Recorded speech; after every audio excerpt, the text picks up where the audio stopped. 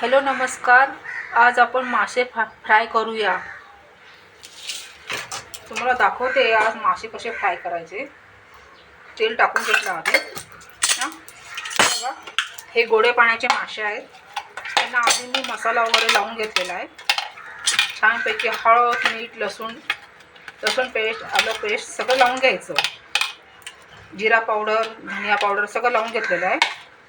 आपण आज गोडे पाण्याचे मासे फ्राय करूया. हे खारे पाण्यातले मासे नाही आहेत, हे गोड्या पाण्यातले मासे. बघा तुम्ही हा मासा कसा आहे बघा. खायला एकदम टेस्टी असतो. मी काय मासे वगैरे खात नाही, जे खातात त्यांना माहिती आहे, म्हणून ते सांगतात की टेस्टी असतो हा मासा. असे हे मासे फ्राय करून घ्यायचे. आधी त्यांना स्टार्टिंगला छानपैकी साफ करून घ्यायचे.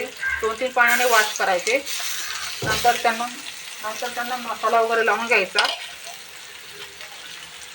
आलं पेस्ट, लसूण पेस्ट, जिरा पावडर, धनिया पावडर तुम्ही लावू शकता.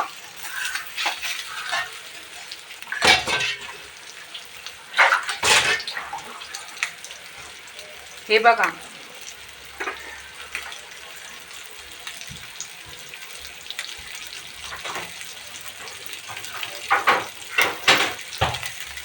हा मासा साफ करताना आपण व्यवस्थित साफ करायचा. इतका काही घाण वगैरे नसते त्यात, तरी पण आपण लक्ष देऊन साफ करायचं तर काम जरा व्यवस्थितच करायचं. सिस्टमॅटिक असं आटूमाटू नाही करायचं. घाईघाईत केलं म्हणून, गडबडीत केलं म्हणून मग ते व्यवस्थित होईल की नाही होईल.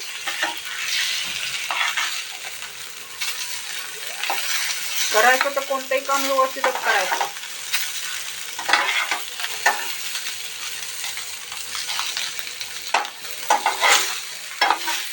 हा गोड्या पाण्यातला मासा आहे.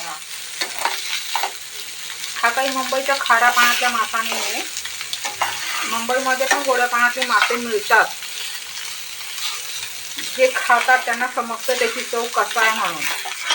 तुम्ही पण हे मासे गोड्या पाण्यातले फ्राय करून बघा. त्याचं तुम्ही कालवण पण बनवू शकता.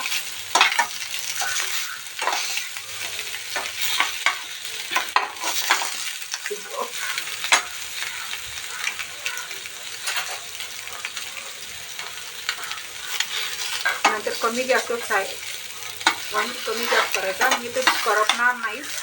करपले ना त्याची चव खराब होईल ना, म्हणून आपण लक्ष देऊन करायचं. थोड्या वेळाने त्यांना उलटा पलटा करायचं, म्हणजे ते करपत नाही ना. आपण करपू द्यायचं नाही ना, व्यवस्थित लक्ष देऊन करायचं.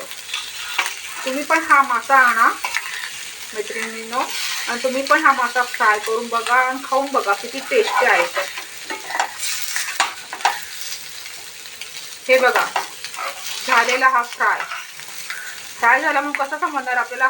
हा चम्मच असा टच करायचा, तो त्याच्यामध्ये आतमध्ये जातोय की नाही कळतं आपल्याला की हा मासा फ्राय झालेला.